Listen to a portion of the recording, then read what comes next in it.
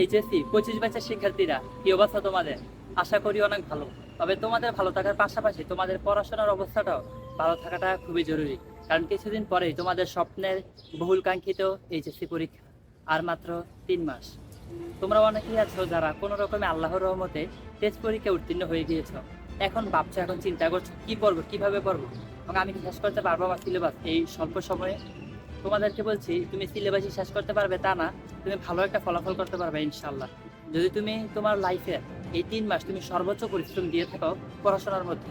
এই 3 মাস তোমার লাইফে পড়াশোনা ছাড়া আর কিছু নেই। খাওয়া দাওয়া, পর্যাপ্ত ঘুম, প্রাথমিক যে কাজগুলো আছে এইগুলো ছাড়া তুমি সম্পূর্ণটা সময় তুমি পড়াশোনাতে দিবা।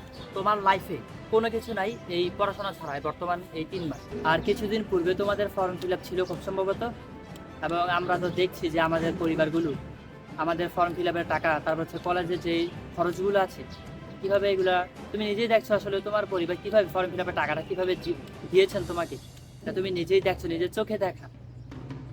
তো আমরা যে হাই ক্লাস ফ্যামিলির পরিবারের সন্তান এরকম না যে আমাদেরকে আমরা বললাম টাকা দিতে ফ্যামিলি টাকা দিয়ে দিবে, এরকম না। তো আমরা মধ্যবিত্ত পরিবারের সন্তান। মধ্যবিত্ত বললে ভুল হবে, আমরা নিম্ন মধ্যবিত্ত পরিবারের সন্তান। তো এই ক্ষেত্রে যখন আমাদের পরিবারগুলো এত টাকা আমাদেরকে দেয়, এত কষ্ট করে, মানে বলার সাথে সাথে যে আমরা টাকা পাই যায় তাই না, অনেক কষ্টের মাধ্যমে টাকাগুলো দেয়। আর তোমার ফ্যামিলি তোমার উপর যে এত টাকা ইনভেস্ট করতেছে, এই যে কলেজ লাইফে দেখতেছো হোস্টেল ফি, আরো যত খরচ আছে, এটা বলার কিছু না, তোমরা নিজেরাই দেখছো। এটার প্রতি জানো তোমার ফ্যামিলি তোমার কাছ থেকে কি চায়? তোমার ফ্যামিলি তোমার কাছ থেকে এত কিছু দিতেছে তোমার জন্য, এত কিছু করতেছে, এত স্যাক্রিফাইস, এটা কিসের জন্য? কিছু একটা চাই, কি চাই? একটা ভালো একটা রেজাল্ট, এই তো। তো তোমরা কি চাও না তোমার ফ্যামিলিকে এত কষ্টের প্রতিদানে কিছু একটা দিতে? আর কিছু দেওয়ার জন্য যে একটা জিনিস দিতে চাও, এটা উপযুক্ত সময় হচ্ছে এইচএসসি লাইফ। এই এইচএসসির এই 3 মাস ভালো করে পড়ে তুমি যদি বৃত্তি পাও, তুমি 1 বছর না 2 বছর না, তুমি 4 বছর সরকার থেকে সরকারি বৃত্তি পাবা। তো তুমি কি এই অপরচুনিটি চাও না? আর আমাদের 3 মাস করে পরিশ্রম করলে কিন্তু এটা ইজিলি সম্ভব। এই সুযোগ লাইফে বারবার আসে না। আর আমরা যারা এসএসসি পরীক্ষায় বৃত্তি পেয়েছিলাম, তাদের কলেজে সম্পূর্ণ বেতন ফ্রি ছিল। যেমন আমি জুরানপুর কলেজে ছিলাম, আমাদের মাসিক বেতন ছিল 500 টাকা। 500 টাকা করে যদি 12 মাস হয়, 5×12 = 60, অর্থাৎ 6,000 টাকা। 2 বছরে 12,000 টাকা। তাহলে মুহূর্তের মধ্যে আমার 12,000 টাকা কিন্তু মানে বেঁচে গেছে আমার। আর মাসে মাসে তো টাকা পাইতাম, ওটা অন্য বিষয়। যেমন কিছুদিন পূর্বে, আরো 1.5 মাস পূর্বে আমি 4,000 টাকার উপরে বৃত্তি পেয়েছি। যেমন চিন্তা করো, 2 বছর ধরে টাকা পাচ্ছি, তবে মাসিকভাবে যে টাকাটা মাসে মাসে দেয় এরকম না, কয়েক মাসের একসাথে মিলিয়ে তারপর টাকাগুলো দেওয়া হয়। আর টাকার জন্য যে বৃত্তি পেতে হবে এরকম না, সম্মানের জন্য তুমি যে বৃত্তি পাইছো, এরকম একটা তোমার যে সার্টিফিকেট আছে বা এরকম তোমার একটা রেজাল্ট আছে, এটা আসলে একটা অ্যাচিভমেন্ট। তোমরা সত্যিকার অর্থে যারা চাচ্ছ যে আমি কুমিল্লা বোর্ডের মতো টপ করবো, আমার ফ্যামিলিকে আমি দেখাবো যে আমি আপনাদেরকে কিছু না দিতে পারলো, আমি একটা বৃত্তি পাই আপনাদেরকে দেখাইতে পারছি, আর এই 3 মাস পরিশ্রম করলে এটা সম্ভব।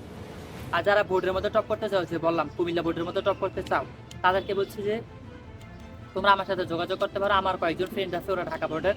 তোমরা তো জানো বর্তমান সময়ে বাংলাদেশের সবচেয়ে সেরা বোর্ড হচ্ছে ঢাকা বোর্ড, কারণ এই বোর্ডের মধ্যে সবচেয়ে মেধাবী শিক্ষার্থীরা থাকে। আর ঢাকা বোর্ডের মধ্যে যারা টপার, টপ 10-এর মধ্যে আছে, তাদের সাথে আমার ভালো সম্পর্ক আছে। যেমন আমি স্ক্রিনে একটা ছবি দিলাম, ও হচ্ছে ঢাকা বোর্ডের মধ্যে 8ম নটরডেম কলেজের।